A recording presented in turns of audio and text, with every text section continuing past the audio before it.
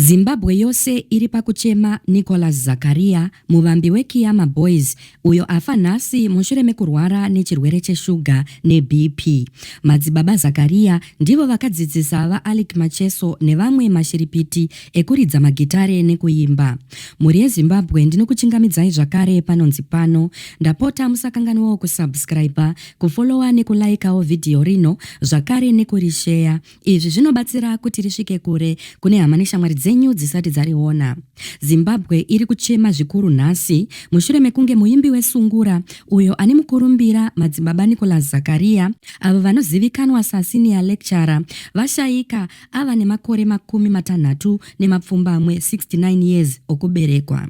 Sezvasimbiswa neveZakaria family neakaundi yavo yepasocial media yeKiama Boys. Madzibaba Zakaria vakazvarwa muna 1956 kuShamva nevabereki vekuMalawi. Vakatanga basa ravo kuma 1970 semuimbi wemagitare nemapoka akaita seCosmic Dots neWestern Brothers. Vasati vatanga Kiama Boys muna 1980. Vakatumidzwa zita rekuti senior lecturer nekuda kwekudzidzisa nyeredzi dzakadaisa Alec Macheso naSimon Mutambi. Mhuri yamadzibaba yakasurovara zvikuru ichicherechedza chiratidzo chavo chisingakanganwikwi kuburikidza nenzwi reunyanzvi.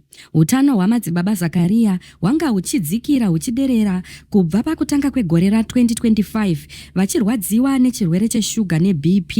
Izvo zvakaita kuti vazvimbe makumbo nemaoko, zvichivamanikidza kubva pachikuva chavo uye kumisa damba refu ravo rechi30.